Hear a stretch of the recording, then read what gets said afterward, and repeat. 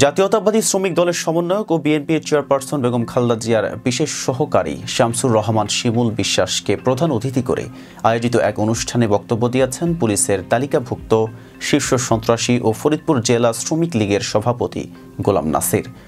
সামাজিক যোগাযোগ মাধ্যম ফেসবুকে তার বক্তব্যের ভিডিও ছড়িয়ে পড়ার পর বিষয়টি আলোচনার কেন্দ্রবিন্দুতে উঠে আসে।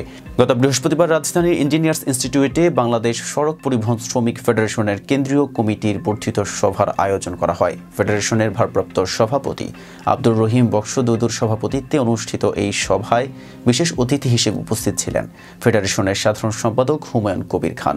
দুপুরে শুরু হওয়া সভাটি বিকেল 4টায় শেষ হয়। এ সভায় বক্তব্য দেন ফরিদপুর জেলা পুলিশের তালিকাভুক্ত আসামি গোলাম নাসির। নাসিরের আসল নাম আশরাফুল আলম নাসির। তিনি ফরিদপুর শহরের ওয়্যারলেস পাড়ার মৃত মনিরুজ্জামান ওরফে বদরুলের ছেলে। একাধিক হত্যা, সন্ত্রাস, চাঁদাবাজি, ডাকাতি, বিস্ফোরক প্রস্তুত এবং অবৈধ অস্ত্র সরবরাহ সহ নানা অপরাধে তার নাম যুক্ত। ফরিদপুরের শীর্ষ সন্ত্রাসীদের তালিকায় 23 নম্বরে রয়েছে তার নাম। নাসির ছাত্র জনতার আন্দোলনে সরাসরি হামলায় অংশ নেন বলে অভিযোগ রয়েছে।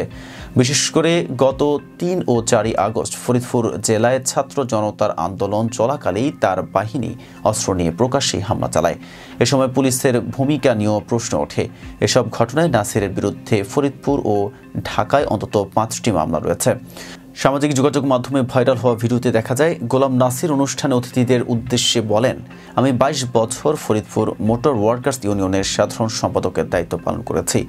বাংলাদেশ শ্রমিক ফেডারেশন যে আন্দোলনের ডাক দিয়েছে, আমরা সেই আন্দোলনের সবসময় পাশে ছিলাম, ভবিষ্যতেও থাকব।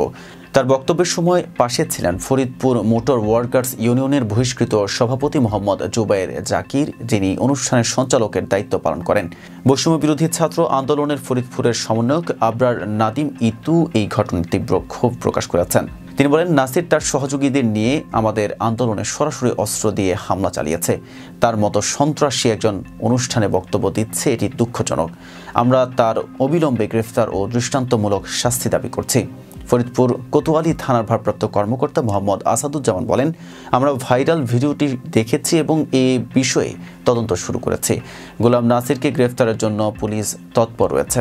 তার বিরুদ্ধে যেসব অভিযোগ রয়েছে তা যাচাই বাছাই করা হচ্ছে।